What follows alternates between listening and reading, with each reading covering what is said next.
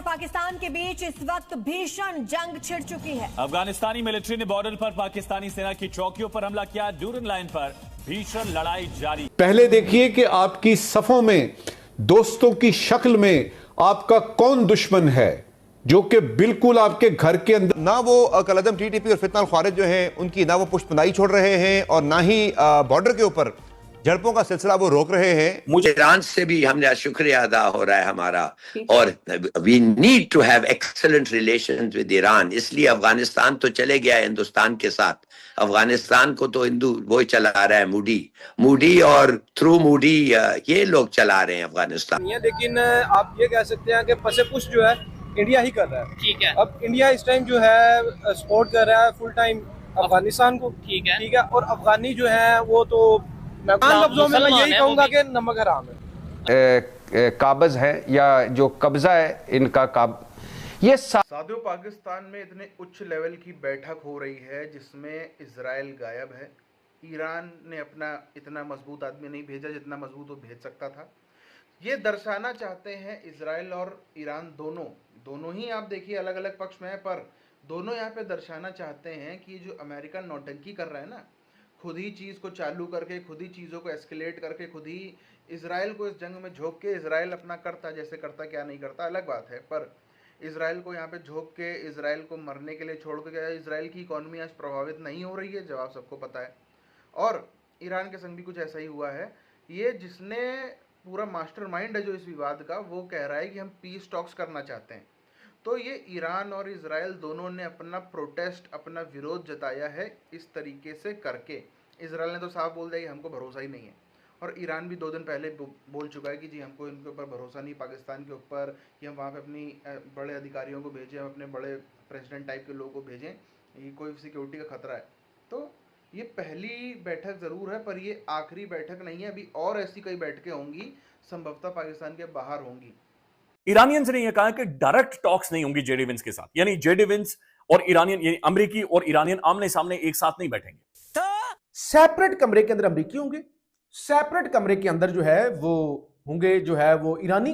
और अफगानिस्तान की लड़ाई हुई है रात को। अब पाकिस्तान में दहशतगर्दी के वाकयात बढ़ते जा रहे हैं और पाकिस्तान दहशतगर्दी कंट्रोल करने में कामयाब नहीं हो पा रहा। दहशतगर्दी जो काफ़ी कम हो गई थी वो लगातार गुज़िश्ता चंद सालों से बढ़ रही है और ये रिकॉर्ड लगता चला जा रहा है। यानी पिछले कई सालों में पाकिस्तान में इतनी दहशतगर्दी नहीं हुई जितनी दहशतगर्दी गुज़िश्ता 1-2 सालों में हुई है। कोयटा में इस चीज़ को समझना चाहिए कि हम कब तक ये लाशें उठाते रहेंगे। ये तो पाकिस्तान ने, एक फौजी इंडिया अगर मारे तो पाकिस्तान जो है ना वो इंडिया पे इतना बड़ा हमला कर दे कि हम जो है ना वो मतलब एक जंग शुरू हो जाए। ईरान से भी हमने शुक्रिया अदा हो रहा है हमारा, और we need to have excellent relations with Iran. इसलिए अफगानिस्तान तो चले गया है हिंदुस्तान के साथ। अफगानिस्तान को तो हिंदू वो चला रहा है, मूडी और थ्रू मूडी ये लोग चला रहे हैं अफगानिस्तान। कोई नॉन स्टेट एक्टर्स के हाथों और अफगान तालिबान के हाथों मसरूब रखेगा। अफगान तालिबान एक प्रॉपर एक प्रॉक्सी के तौर पे ऑपरेट कर रहे हैं, और एक तरफ वो मुख्तलिफ मुसलमान ममालिक के पास जाते हैं कि पाकिस्तान हम पे हमला ना करे। हाँ, वो दहशतगर्द यहाँ भेजते रहे। यहाँ पे सुइसाइड बॉम्बिंग उन्होंने दोबारा शुरू की है, 2-3 जो हमले हुए हैं। इसको जी अगर इंडिया जो है वो हमारा शहीद कर दे, लेकिन अफगानिस्तान से तालिबान जो हैं वो जो मर्जी करें, उनको इम्प्यूनिटी है, उनको अलाउ करार दिया हुआ है। देखें, जो मुझे लगता है जो इनके मिनिस्टर गए थे इंडिया में, मुझे लगता है ये जिस तरीके से ताख़ीर हो रही है वो कहीं ना कहीं इंडियन इन्फ्लुएंस पीछे नजर आता है। देखिए आप जो है पाकिस्तान नहीं, इस टाइम इंडिया तो मतलब हम इंडिया से तो जंग हो डायरेक्ट नहीं है। अच्छा, डायरेक्ट नहीं है, लेकिन आप ये कह सकते हैं कि पसे पुश जो है इंडिया ही कर रहा है। ठीक है, अब इंडिया इस टाइम जो है सपोर्ट कर रहा है फुल टाइम अफगानिस्तान को। ठीक है, और अफगानी जो है वो तो मैं कुछ ज्यादा बोलूंगा नहीं। ठीक है, आसान लफ्जों में मैं यही कहूंगा कि नमक हराम है। अच्छा, तो इस्लामिक कंट्रीज लड़ रहे हैं। एक साइड पे आप कहते हैं जो हिंदू या नॉन मुस्लिम या काफर, वो मुसलमान के दोस्त नहीं, दूसरी साइड पे 2 मुसलमान आपस में लड़ रहे हैं। मुझे जाती तौर पे ये लगता है कि अफगान तालिबान जो है, एक तो वो टाइम बाय कर रहे हैं, दूसरा अगर मैंने जूम आउट कहा आपको, उसका मतलब क्या है? अब देखें, इंडिया के ऊपर प्रेशर ये है कि वो पाकिस्तान के साथ निगोशिएशंस करे, डायलॉग करे, इंगेज करे, और खासतौर पे मई की जंग के बाद हुआ। इंडिया ना वो डायलॉग करना चाहता है, ना वो निगोशिएट करना चाहता है। तो इंडिया ने क्या किया कि पाकिस्तान को कैसे मसरूफ रखा जाए? दे इन्वेस्टेड ऑन अफगान तालिबान। ना वो कलअदम टीटीपी और फितनाल ख्वारिज जो हैं उनकी ना वो पुष्पनाई छोड़ रहे हैं और ना ही बॉर्डर के ऊपर झड़पों का सिलसिला वो रोक रहे हैं। मुझे पाकिस्तान के पास चॉइसेस क्या है? पाकिस्तान के पास चॉइसेस या ऑप्शंस क्या हैं? एक ऑप्शन तो है जिस पे हम काम कर रहे हैं कि जो प्रॉक्सी है भारत की, यानी अफगान तालिबान, उन्हें हम एंगेज कर रहे हैं मुज़ाकरात के जरिए भी, और बाकी भी बॉर्डर के ऊपर भी जब वो कोई ऐसी हरकत करने की कोशिश करते हैं तो भरपूर जवाब भी दिया जाता है। तो क्या कर सकते हैं हम? क्या हम जो प्रॉक्सी जो उन्होंने एक्टिवेट की हुई है पाकिस्तान के खिलाफ, उसी के खिलाफ हम एक अपनी डिफेंसिव हिकमत अमली रखेंगे, या जो असल जो पीछे जो मुहर्रिक है भारत, उसे भी हमें कहीं ना कहीं एंगेज करना चाहिए को? और वो अफगान जो हैं वो पैसे के लिए कुछ भी करेंगे, कुछ भी कर लेंगे। इजराइल के लिए भी, इंडिया के अगर हिंदू के लिए कर सकते हैं तो उनके लिए क्यों नहीं करेंगे? Having said that, ईरान हमारे साथ it has expressed goodwill और which is a very good step, और ये जरूरी था। अंदर मौजूद है दुश्मन, दुश्मन आपके अंदर मौजूद है, और आप कौन सी सिफारतकारी करेंगे? तो लिहाजा सिफारतकारी को तो एक तरफ कर दीजिए, पहले देखिए कि आपकी सफों में, दोस्तों की शक्ल में आपका कौन दुश्मन है जो कि बिल्कुल आपके घर के अंदर कहीं मौजूद है, उसको पकड़े ना।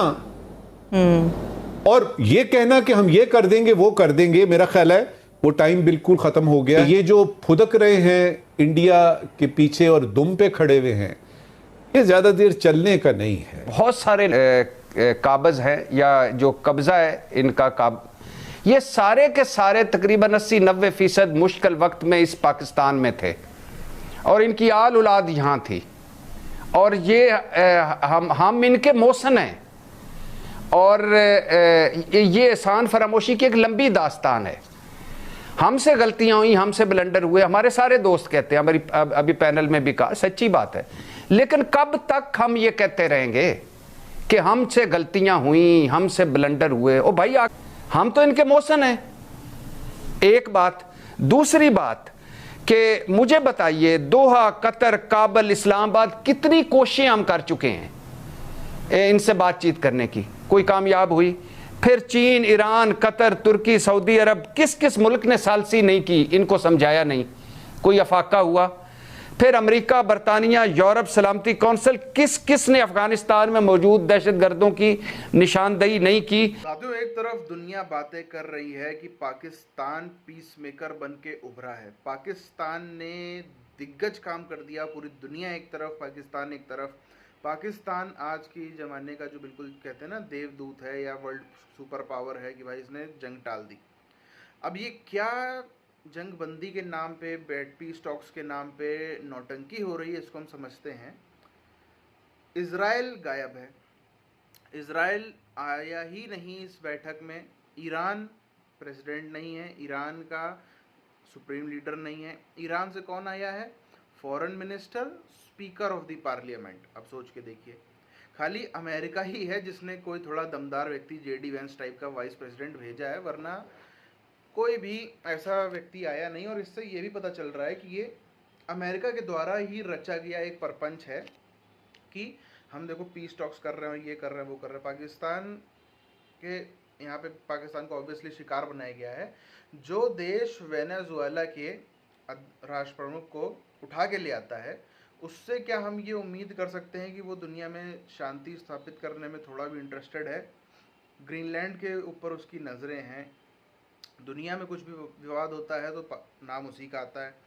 क्या उसके ऊपर यहाँ पे थोड़ा सा भी ट्रस्ट किया जा सकता है? और कितना ईरान और कितना इजराइल, जो कि इजराइल उसके साइड में है, तब भी कितना ये लोग ट्रस्ट कर रहे हैं यहाँ पे नज़र आ रहा है। अब आप एक चीज़ देखिए, जिस तरीके से यूक्रेन को फंसा करके आज से 3-4 साल पहले 2022 में भाग गया था अमेरिका रूस के खिलाफ, वैसे ही इजराइल को भी फंसा के भागा है। अगर आप इसको ध्यान से समझिए, इजराइल ही है जो अकेला लड़ रहा है ईरान पे। अमेरिका के आपने कितने मिसाइल सुने? नहीं सुने होंगे, नाम के लिए थोड़ा बहुत चल रहा है। बाकी इजराइल ही है जो ईरान के ऊपर दे दनादन हमले कर रहा है। और आमने सामने की कोई जंग है, चलो ईरान तो इसराइल को भी टारगेट कर रहा है, बाकी सब अरब कंट्रीज को भी कर रहा है, पर अभी भी जो जंग है आमने सामने की ये है, और इसमें तीसरा खिलाड़ी मदारी बन के देख रहा है, मजे ले रहा है अमेरिका।